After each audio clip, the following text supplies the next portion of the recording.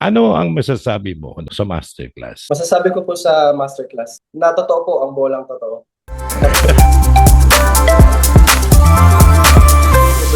Magandang araw mga ka-masters. This is Bert Joseph from the Masterclass one-on-one session. And here is Mr. John Daniel Roda of DNJ Tech Solutions. Ako po si John Daniel G. Roda and I'm also the co-founder of DNJ Tech Solutions po. We're based in Malabon City po. Saan mo nakita o nabalitaan ang Masterclass by Bert Joseph? Nabalitaan ko po yung masterclass by Bert Joseph po sa business partner ko po, co-founder po ng DNJ Tech Solutions. Any special reasons bakit ka nag-enroll sa Masterclass? Nag-enroll po ako kasi naniniwala po ako na yung learning po is a continuous process po. And naniniwala po ako sa masterclass na marami po talagang matututunan. And yung mga natutunan ko po na yun is adaptability po talaga pagdating po sa industry po ng technology po. Sa dami ng topics ng Masterclass, ano yung mga paborito mo doon? Number one po talaga na paborito ko is yung how to win the clients. Okay.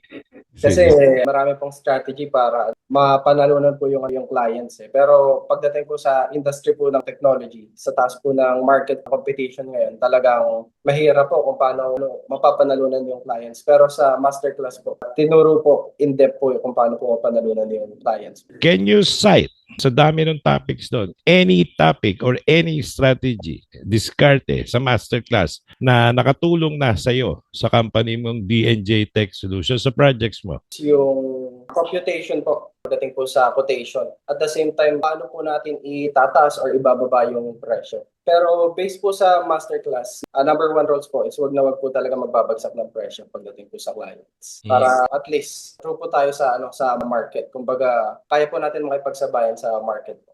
Hindi magbabagsak ng presyo, pero kaya pa ring ilaban. Yes po. Opo. Confident ka dun sa itinuro ko na kahit medyo mataas-taas pa rin, confident ka, mag-a-agree, makukuha mo ang kliyente. Opo. Kasi maraming paraan tayong ginawa doon eh. Marami akong senior, no, na diskarte, katakot-takot. So, may 40 ang presyo ngayon, tsaka iba pa eh, value-laden na propositions, nakakaiba. Of course, naipayo ko rin sa inyo doon, wag lamang sa CCTV, magdagdag ng iba pang mga produkto. The more products you have, aside from CCTV, the more advantage you're going to have sa mga projects, sa industry, sa kalaban nyo. Ako yung natutuwa, you're only 25 years old, you seem to be aggressive. Matanda lang ako sa iyo ng konti. Ano ang masasabi mo sa masterclass? Masasabi ko po sa masterclass na totoo po ang bolang totoo. Ano po yung tinuturo ni Sir Bert ay yung mga principles niya po pagdating po sa industry natin. Paano po mapanalunan yung client, paano po yung computation, and then paano po natin ita-target yung mga clients po na dapat nating makuha. At the same time, kung paano po tayo makisalamuha sa client or magkaroon po tayo ng client-owner relationship po. Maraming salamat doon sa Bolang Totoo. You know, yung Bolang Totoo, I believe, is one of my greatest weapons in talking to clients, building relationships, getting their confidence, getting their trust, and many other things. Sa tingin mo, with your education, experience na sa paghawak ng DNJ sa clients, also the masterclass sessions that you attended, you feel confident na pagharap sa kliyente, marami kayong makukuha project in the near future and many years to come pa. Yes po, confident po ako na dadami pa po yung clients po natin.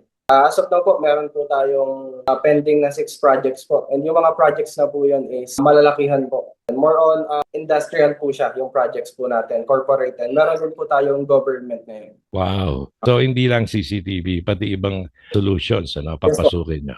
With that, Mr. John Daniel Roda of DNJ Tech Solutions, maraming salamat sa iyo. No? Andito lang ako. Pag kailangan kang advice, you message me lang. Maraming salamat sa oras mo. Thank you po, Sir Bert. God bless po.